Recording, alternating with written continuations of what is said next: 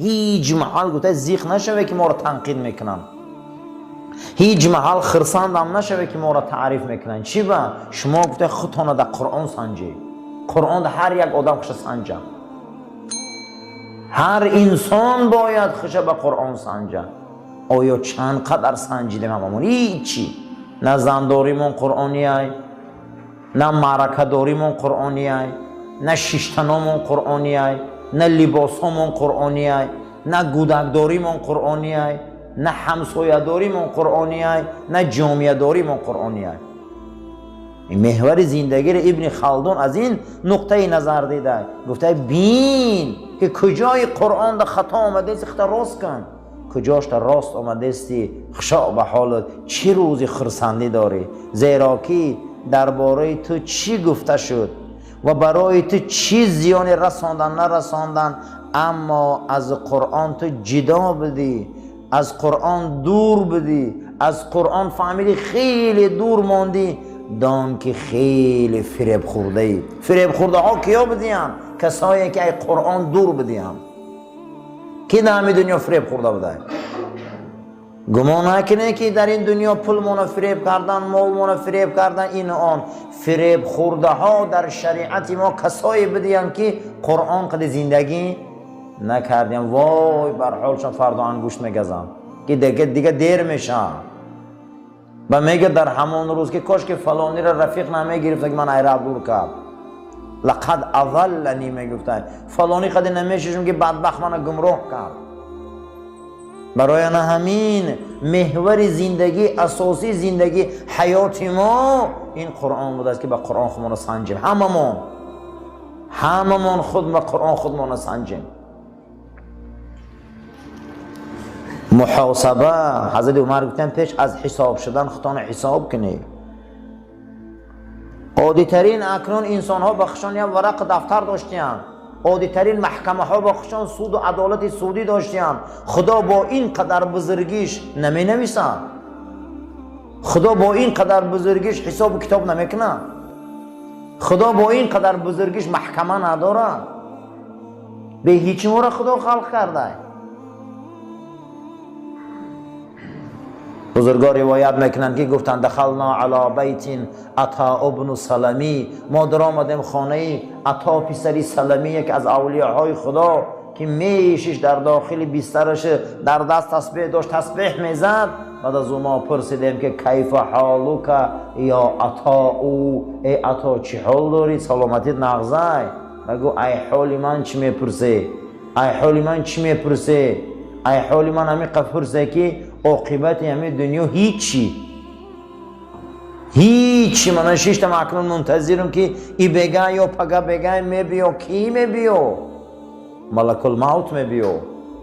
و از همه وزبین میله قبر، از همه وزبین میله سوالای اونها، برزخ، درازی زمین قیامت، پیشگاه خدا خستن، گذشتن صراط. می ترسم ای حساب الهی، می ترسم ای حساب الهی. این بزرگ گفته است که اگر روزت را تعریف کردن، اینم در این مسئله خیلی نزدیکه، اگر روزت تعریف کردن ترا هیچ محل خرسندی نکن. یک کس را تعریف میکنه خرسندی نکن. و اگر روزت را تنقید کردن هیچ محل بی‌توبی و بی‌قراری نکن. زیرا این که آنچه درباره تو گفتیم اندیشه کن. اگر دیدی که آنچه که در تو هست مردم گفتیم اندیشه کن، خیلی چیزی خوبه. از همه مصیبتی بد همینه که تو از چشم خدا غلطی. ای چشم مردم نه، ای چشم کی غلطی؟ خدا غلطی. امروز این مردم در حق خدا هم گپ میکنه، در حق رسول هم گپ میکنه. با بایمه دی گپی مردم زیخ میشی. هیچ مال برای این زیغ نکن. اندیشه کن که همون چیزی که ترا تعریف و تنقید میکنن، اندیشه کن که همون داتا هست یا نه. از همه مصیبتی بعد همون مصیبت بود است که گفته از این علمای بزرگ در کتابش که تو ای چشم خدا غلطی، انا این مصیبت های. به سبب خشمناک میشی در آن کاری که در حقیقت هست. بسیاری انسان ها را حقیقت هم میگه که قهرشان میکنه. یکم مصیبت گفته همین است که تو ای چشم خدا غلطی. دویم مصیبت همین بده که تو در حقیقت هم میگنه تو خشمناک میشه، قهرت میکنه. آدم ده که حقیقت گوی قهرش کنه که ان همین بده مصیبت. کمبودیش اسلام میکنی قدی جنجال میبرداره. بسیاری انسان ها رو نصیحت میکنی سرخ میشن. انا این گفته مصیبت های بزرگترین مصیبت در انسان انا همینه که آدم من ای چشم مردم میغلطم گفته حقیقت قبول نمیکنه. انسان ها ای چشم مردم میغلطم در نزد مردم شرمنده میشن گفتن همین خیل میترسن تا بس گفتن همین خیل ای خدا نمیترسن که در نزد خدا خور و ذلیلم. انا این مصیبت های گفته از هم مصیبتی بعد از درگاه خدا غلطیدن این انمی مصیبت بوده که من در چشم مردم شرمنده نشوم، در پیش مردم شرمنده نشوم. گفته حق پنهان میکنی، حقیقت را که میگن قبول نمیکنی. از هم مصیبتی بعد همین بوده که از خلق خدا شرمنده میشی و میترسی.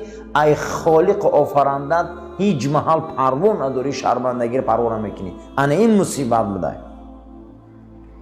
اگر روز تر سرزنش کنن، روز تر تنقید کنن، اگر همون کار در تو نباشه و همه تهمت نامه و همه عیب نامه باشه که هیچ به تو مربوط نیست، گفته اینه برای خودت خوب قبول کن که چه خدا ثواب داده تا.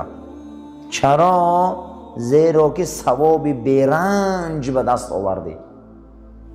برای آن که سفیان ثوری روز بازار در آمد، گفتن سفیان در یک مجلس نشستم هی وصفت کردند.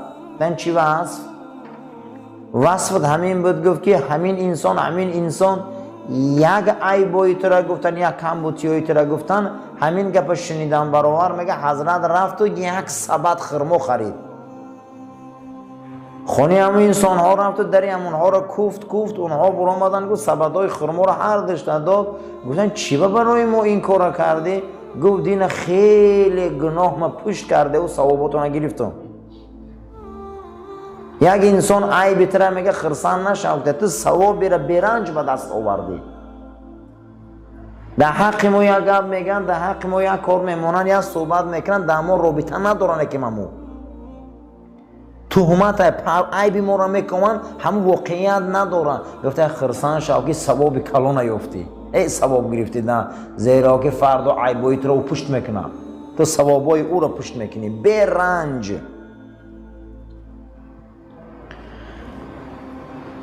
هر کسی که پیرو با رسول نباشه، هر کسی که پیرو با صحابه نباشه، این نغز فکر کنه که در این دنیا راهی بد انتخاب کرده. ما باید پیروی ما معلوم باشه. پیامبر برای ما اسوة الحسنه آمدن. خداوند در قرآن در دو پیغمبر اسوة حسنه میگه. لقد کان فی رسول الله اسوة حسنه. این پیغمبر برای شما نمونه زندگی. ای بشریت بیایی کپی ای زندگی را از پیغمبر من محمد گیری صلی الله علیه و سلم. میخوای که کپی ای زندگی گیری؟ من امروز ورقا را میبری چیکار میکنی؟ کپی میکنی. میگه تو میخوایی که در این دنیا سربلند شوی، من برای تو نمونه زندگی میگه پیامبر آخر آوردم. زندگی را کپی که کپی زندگی اینقدر زندگی که تا این که فردا پشیمان نشوی، حسابت آسان شود.